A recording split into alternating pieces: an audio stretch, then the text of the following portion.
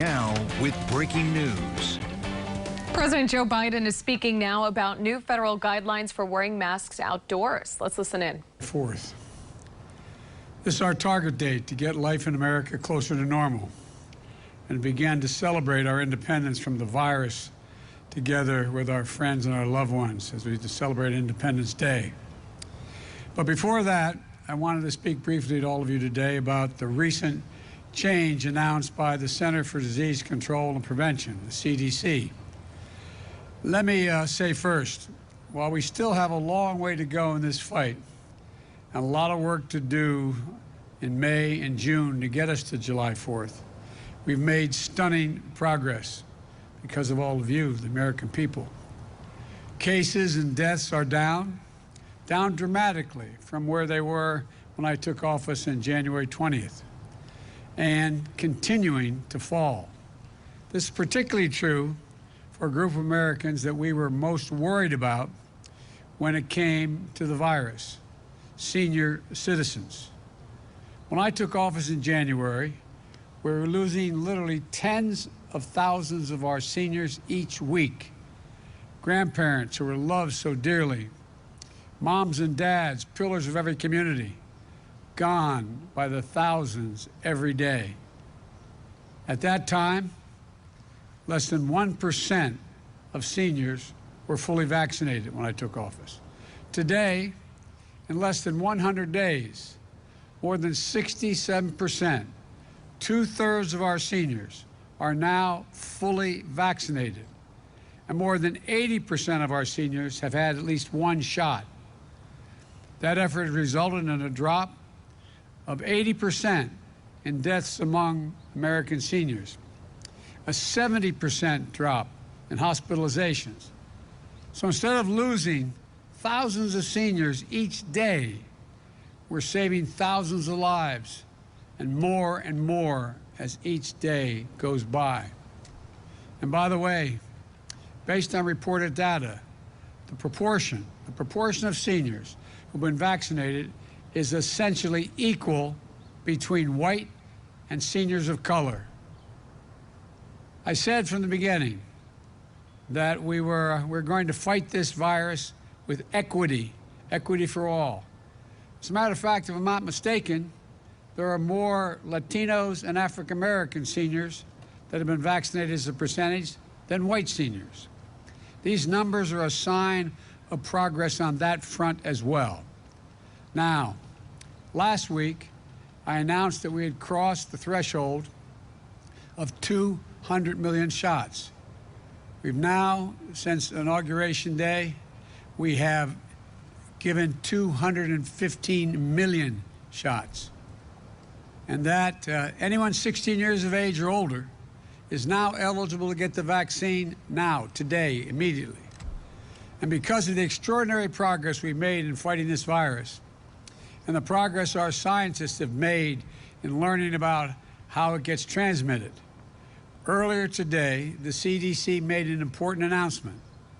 Starting today, if you're fully vaccinated and you're outdoors, you need, and not in a big crowd, you no longer need to wear a mask. I want to be absolutely clear. If you're in a crowd, like a stadium or at a conference or a concert, you still need to wear a mask, even if you're outside. But beginning today, gathering with a group of friends in a park, going for a picnic, as long as you are vaccinated and outdoors, you can do it without a mask. The CDC is able to make this announcement because our scientists are convinced by the data that the odds of getting or giving the virus to others is very, very low if you're both been fully vaccinated and out in the open air. The CDC also helped clarify which outdoor activities are safer or less safe, depending on whether you've been vaccinated. The bottom line is clear. If you're vaccinated, you can do more things more safely, both outdoors as well as indoors. So for those who haven't gotten their vaccination yet, especially if you're younger or think you don't need it, This is another great reason to go get vaccinated. Now. Yes, the vaccines are about saving your life, but also the lives of the people around you. But they're also about helping you get back to closer to normal in our living, more normal living. Getting together with friends, going to the park for a picnic without needing to mask up. We're back to that place now as long as you get vaccinated. So go get the shot. It's never been easier. And once you're fully vaccinated, you can go without a mask when you're outside and away from big crowds. I want to thank the team at the CDC for everything they're doing to help us lead with science and bring our communities out of this crisis safely and responsibly.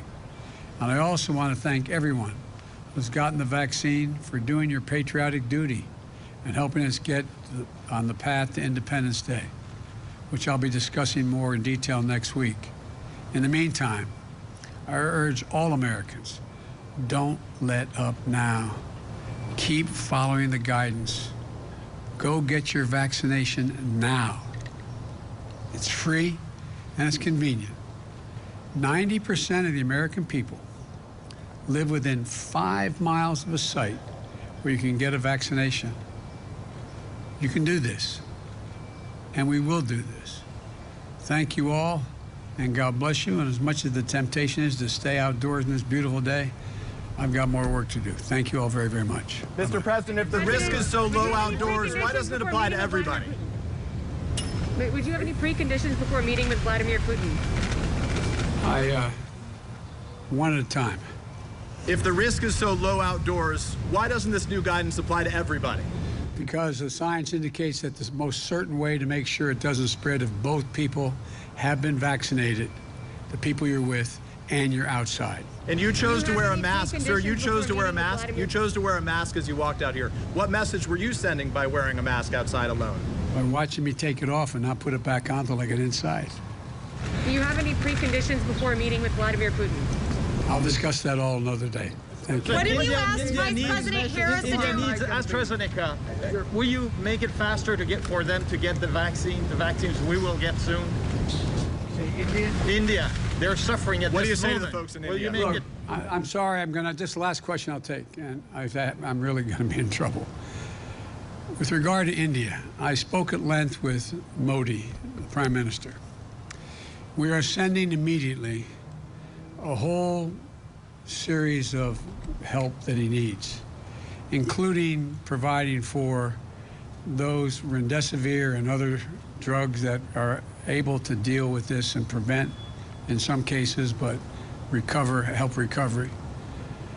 Secondly, we are sending the actual mechanical parts that are needed for the machinery they have to build a vaccine, and that's being done as well. We're also I've discussed with him when we'll be able to send actual vaccines to India, which will be my intention to do.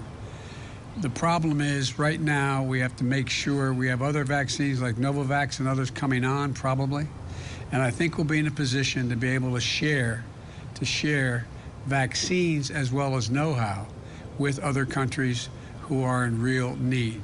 That's the hope and expectation. And I might add, when we were in a bind at the very beginning, India helped us. Thank you. Sir, what have you asked the Vice President to do to help with vaccine skepticism? How do you convince those still hesitant?